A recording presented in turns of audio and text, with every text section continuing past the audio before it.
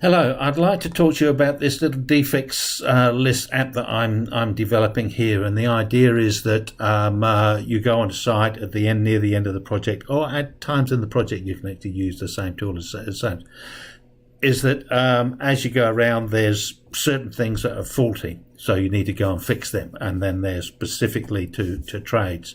So there's a list of the faults on the home screen, and there's a list of the trades going through there. So this just says there's a fault, and it says, oh, that's a fault. Who's tasked to fix this fault? And this is the people who are doing it.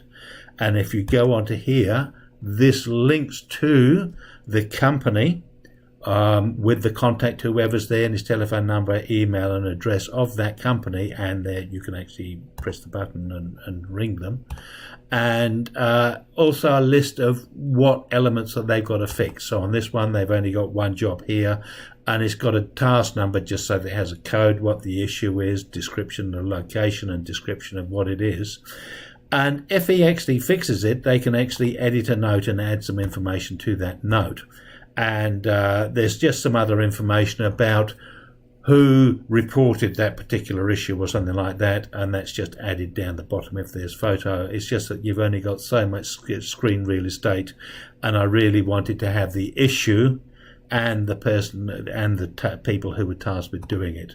Now further down on the same on the home screen, going back to the main home screen, there's also the company. So if you're coming in as a company and you say, oh well, we've got a whole lot of projects to be doing, so let's just say we're build things, and right at the top of them is the list of things that they have to do.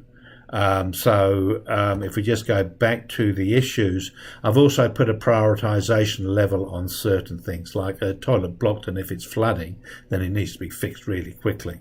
If there's a light flickering in a place, that could be really irritating and very distracting for workers. So it has a high activity thing, it's quite disruptive for work. If there's a door sticking, especially if it's regarding emergency access or something like that, that would have a high priority or even an urgent priority, because you want to make sure that people can access the building and doing that. But if you've got little cleaning items or something, they can actually have quite a low priority, so they're not needing to do things.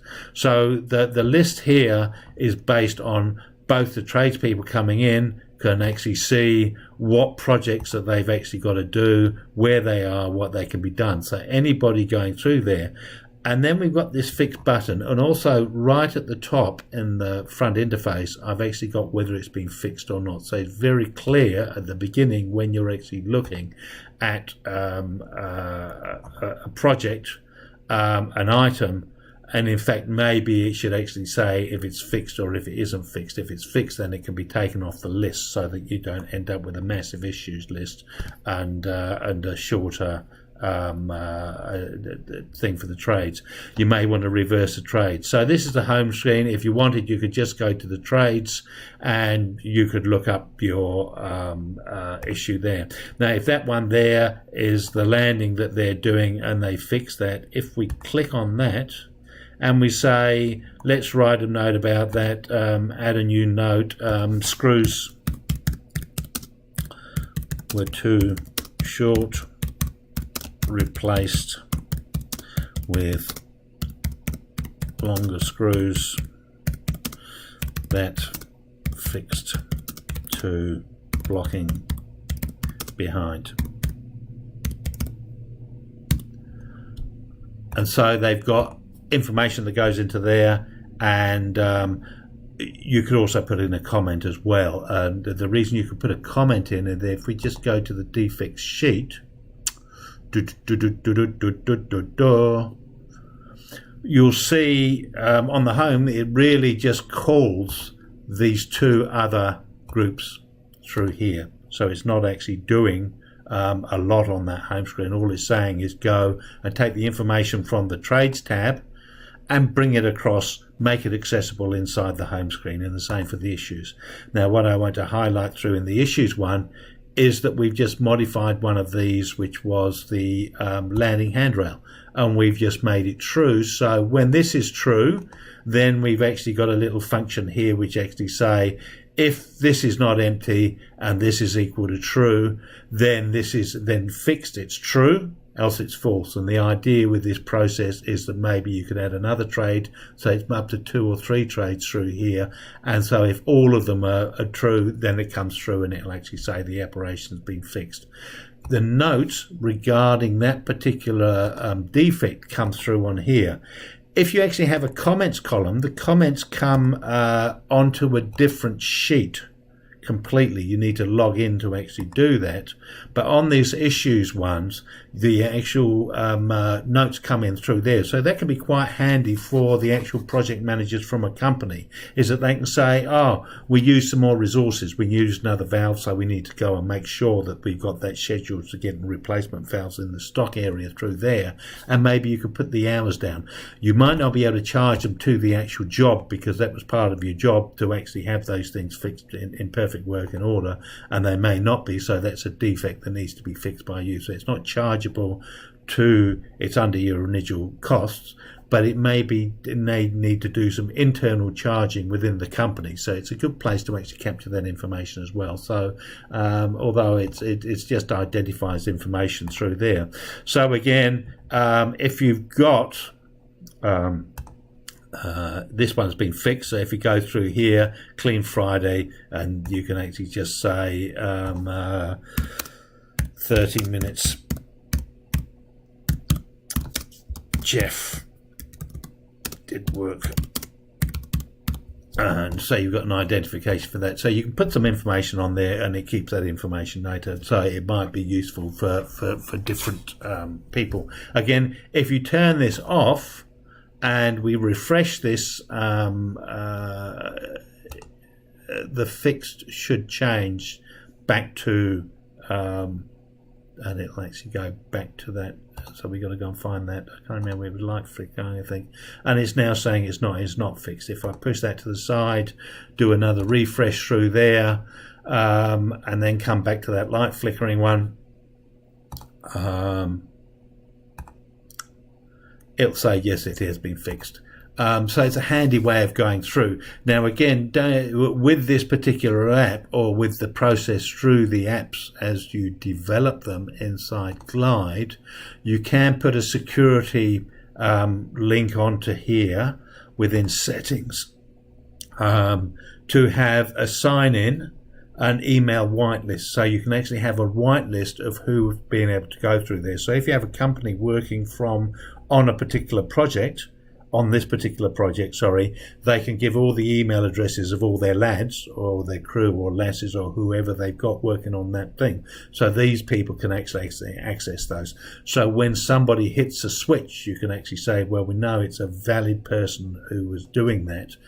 Which company they came through, we're not too sure, but at least it's a way of managing some of the tasks going through. You could also put a second level in here. So after a defect's been fixed by the actual people tasked to do that work, you could actually have an inspection check by the designer, as in if it's a defects list, they go through and say, yes, we accept that that's been fixed. And they go through and they either add a note or say, no, it hasn't been fixed, but here's a note that says you need to do some more work on. This is why it hasn't been fixed, because it's created more marks, like they've screwed the handrail in, but it's scratched the wall. So therefore the painter has to come back and patch that paintwork up. So it caused some ongoing issues just because of the nature of the aspect. There's also contact details here for people to do, and the issues. From the point of view of managing it, you've got to actually go through into the defects lists and fill in the information here. So somebody has to, at this point in time, the app, because it's only quite a new app, is being developed, so you'd actually task it and develop these things at this point here and run them all the way through. Because realistically, in the home screen, most probably you would, sorry, wrong one there, oops. This may end up being the issues may end up just taking the whole of the real estate on the home screen. So maybe you just ended up with the trades and then issues, and then just some basic contact details or something on the home screen through there, because of just the nature of doing it. But I think the idea that you can group all of the defects relating to this particular company in one place so that they can do it and they can acknowledge when the activity has actually been done is a handy little tool to have. And if everybody on site will have their mobile devices, so it's a really good way of actually managing those issues. And it's basically a free tool, so I would see no real downsides to these. It could be developed further, but at this point in time, I was more interested in trying to use the tool of the one-to-many or many-to-one, or sorry, many-to-many relationships, which is the trades being able to have multiple issues, so that the issues coming through will relate to this is the trade fixes. So the trade fixes will say who they relate to. So the trades and the trade ones. So this is just the way that the app describes it with the codes as the fixing and the things. So it's just a relationship that's done in the videos that I follow through here, and it's just a way of displaying that information at the front on the app. So you have to set your spreadsheet up in a certain way. But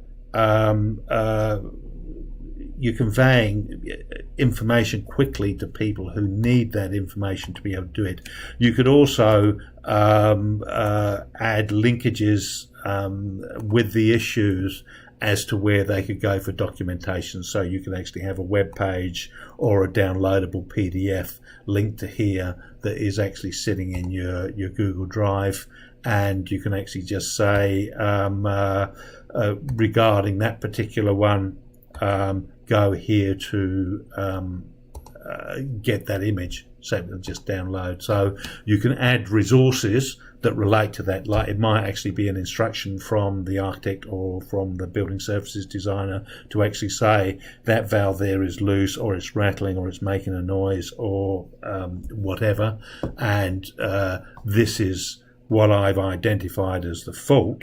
So they're fixing the right thing. If somebody walks along and they kind of say, oh, it looks all right to me, and walks away, they haven't really addressed what the problem was or why it was identified as a fault. So having extra information may be an extra way of making sure. I've seen that happen quite a few times, which can be quite frustrating.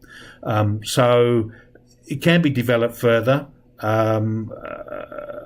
I think on the home screen, instead of just having the issues listed, maybe they could be grouped into emergency ones that can be fixed or prioritised, so they can be prioritised as to which ones really need to be done by the project manager earlier on, so that he can make sure and follow those ones up quite quickly.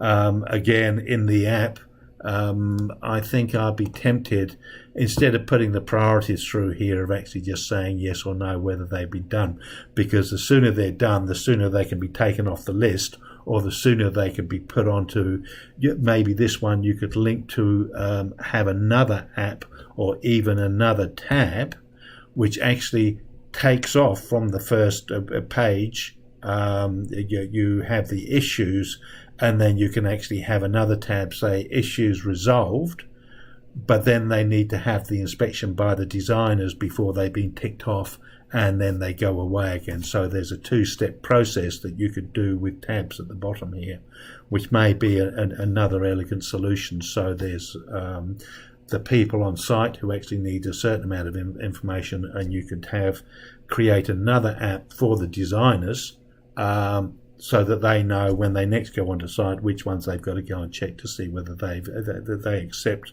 the repairs that have actually occurred. Anyway, thank you very much for watching that. I hope that's been of interest to you.